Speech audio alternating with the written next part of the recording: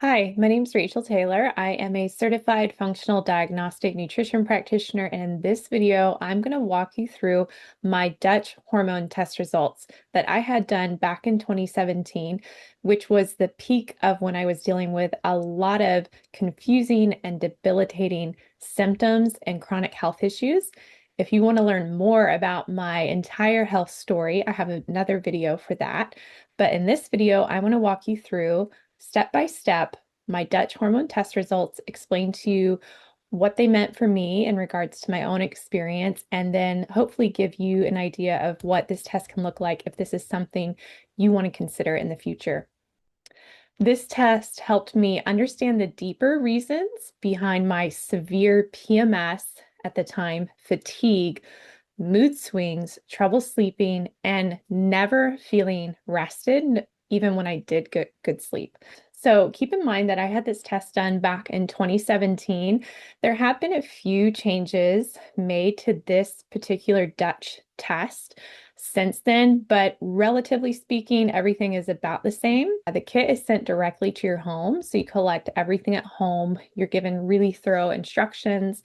And then once your samples are collected and dried, you ship them off, usually via FedEx, to the lab, and then you get your results in a couple weeks.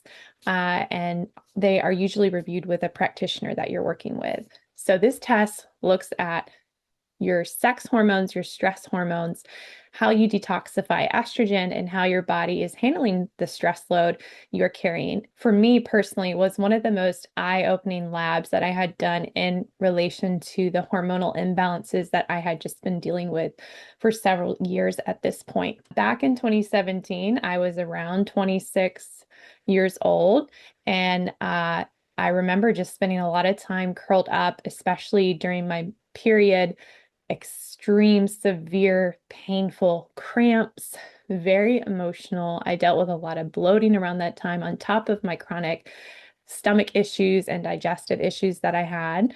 And I also remember dealing with like acne off and on, and the list goes on. So I'm going to walk you through what this test means for me in regards to my health story, and hopefully you find it useful. So here on page 1 is the hormone testing summary. This test is several pages long. It breaks down marker by marker, hormone by hormone, but this first page gives you at a glance everything that you're going to see based on your results. This test is typically for someone who is premenopausal. The sample is collected during that mid-luteal phase, and that's in comparison to a standard 28-day cycle. If you are experience really inconsistent cycles, you're missing your period, skipping your period, it's too short, too long, whatever, there are a lot of different ways that you can still have a test like this done. You just have to take that into consideration when you collect your samples. But for me, I was having regular periods. I think I averaged about 29 days on my cycle. So I collected this sample around day 19 to 22, that mid-luteal phase. So that is what this test is going to be comparing the results to. It's calibrated to compare to that point in your cycle. And you've got these dials here. So it looks at things like estrogen, progesterone, testosterone, DHEA, cortisol, free cortisol, metabolized cortisol. And so these dials here let you know kind of that range. If you can see, you've got these yellow stars on either end, and you want that green arrow to kind of be somewhere in between those two yellow stars. And then this purple area here on the far left-hand side is like a menopausal range. So that's important to take into context too. Now, for this video's purposes, I'm not going to be going into great detail about what every single marker means. I'm just going to go through this test based on what I was experiencing at the time. Okay, so the Dutch is going to look at sex hormones.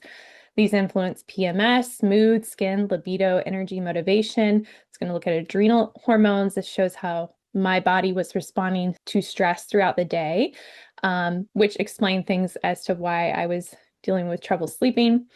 Metabolites, detoxification and methylation, and oxidative stress. So on this first page here, my estrogen was slightly dominant compared to my other hormones, my progesterone and my testosterone. And this created the perfect setup for me to be experiencing the PMS symptoms that I was experiencing.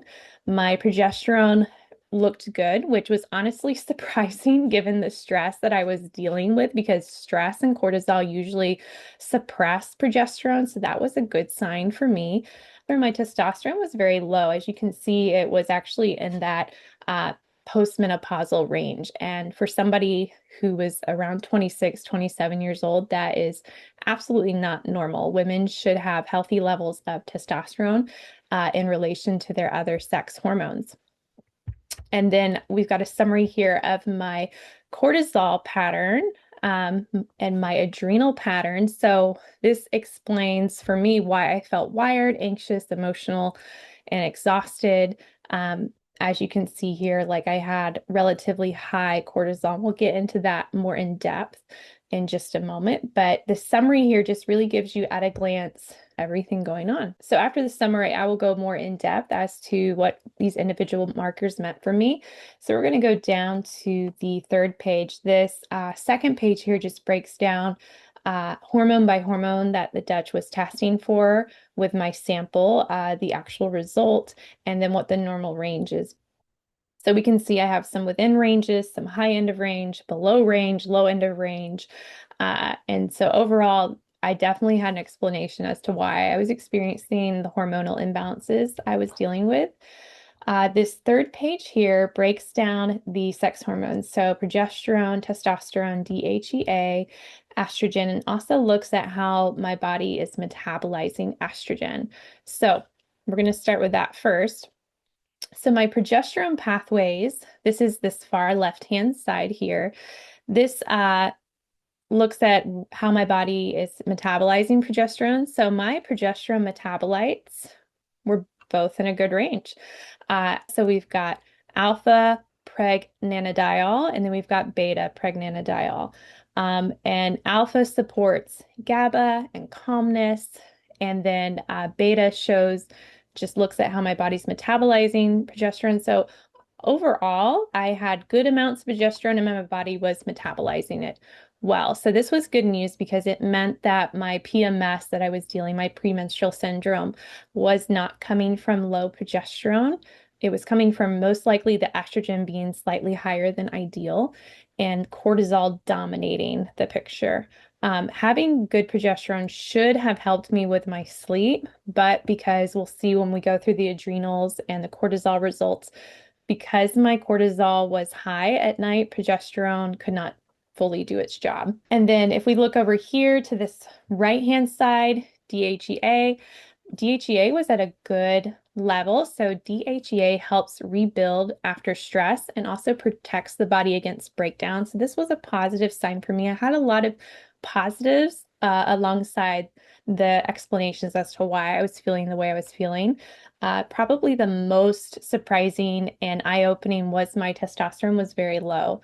This is postmenopausal ranges. So I remember I was around 26, 27. This is the level you might expect to see somebody in their 50s, 60s.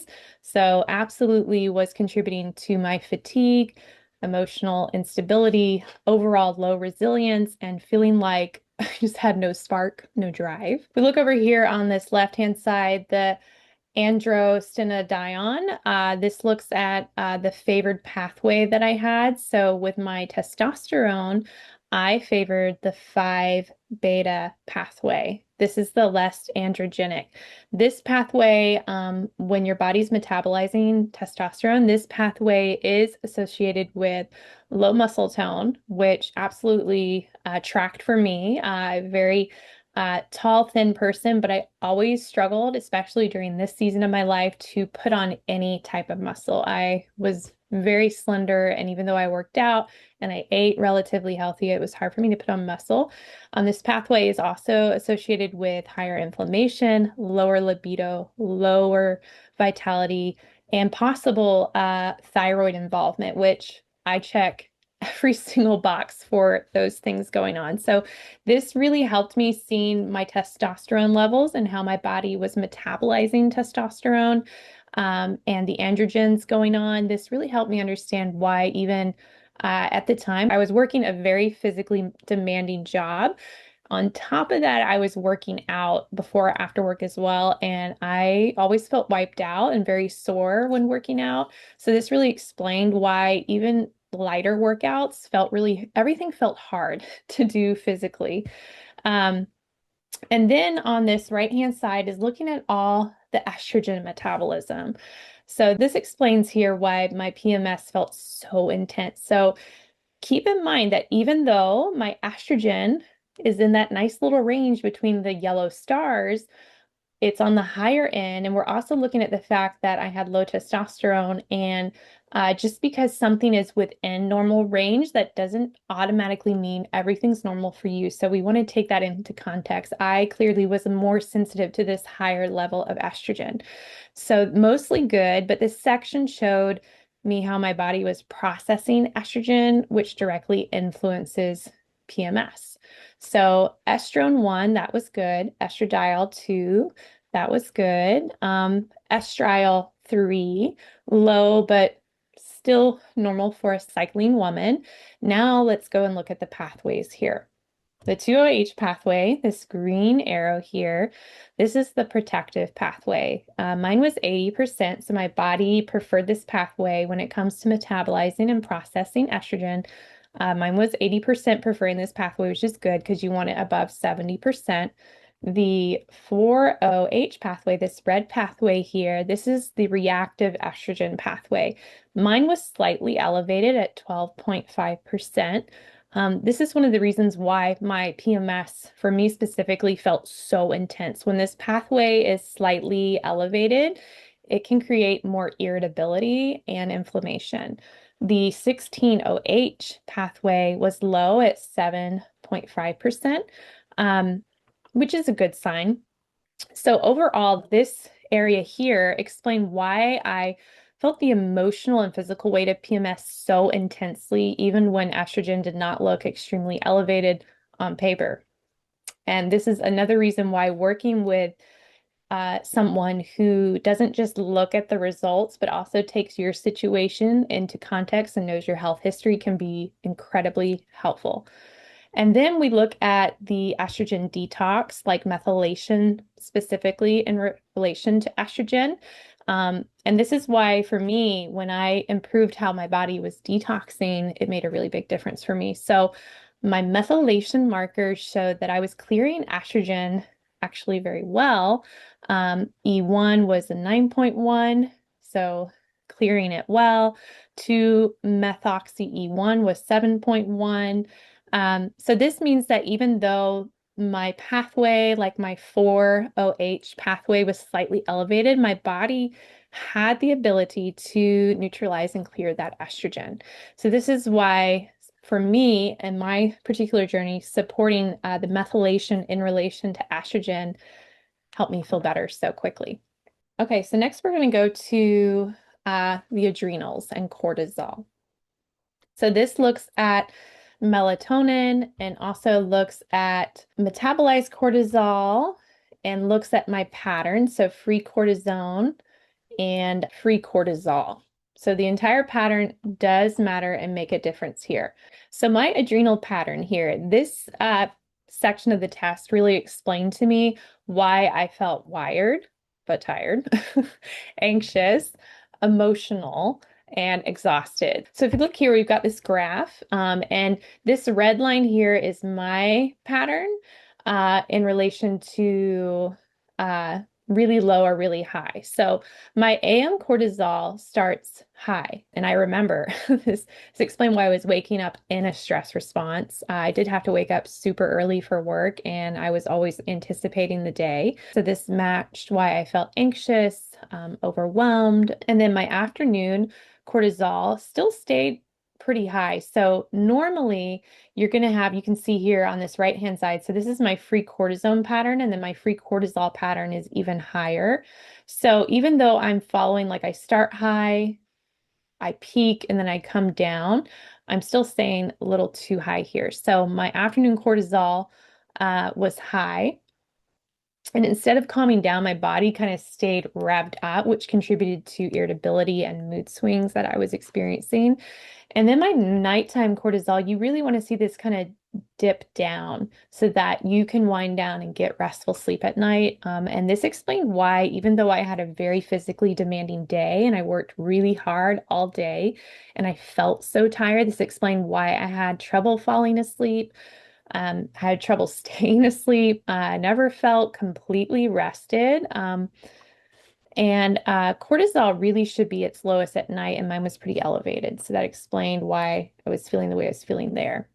So remember, the pattern itself looks correct. So I have personally worked with some clients where their cortisol in the morning's way down here or way up there, right? Everything's too high, too low, and then they kind of crash, or it's just a straight flat line all the way across.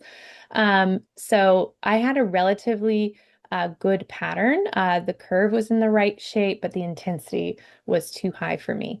So this just meant that my body was responding to stress all day long. And then free cortisol. So if we come down here, the free cortisol versus free cortisone.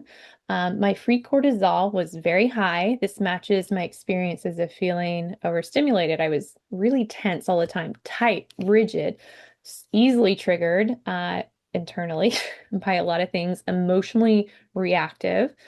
And my metabolized cortisol, if you look right here, my metabolized cortisol was very low.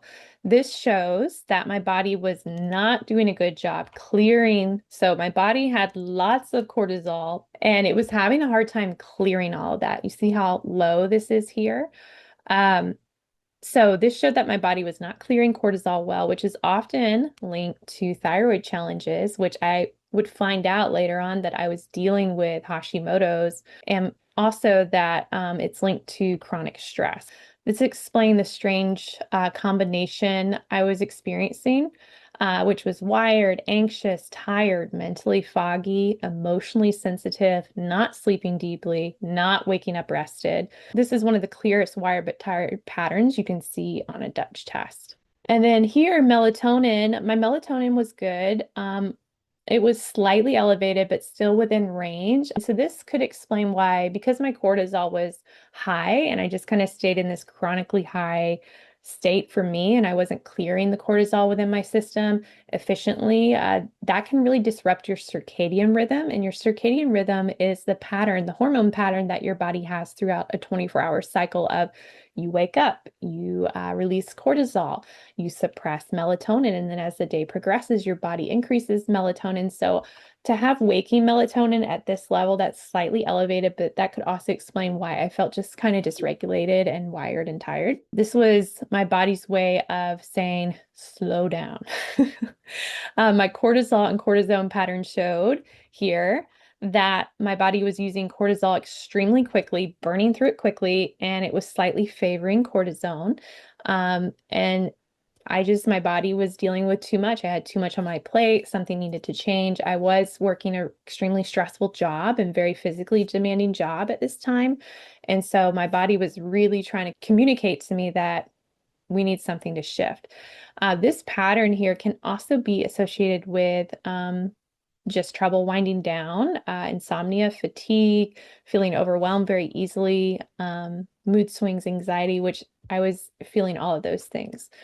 And then beyond that, this test also includes just a good explanation of the steroid and hormone pathways. So this can be really helpful because I think it's easy to forget that, your body uses cholesterol to make hormones.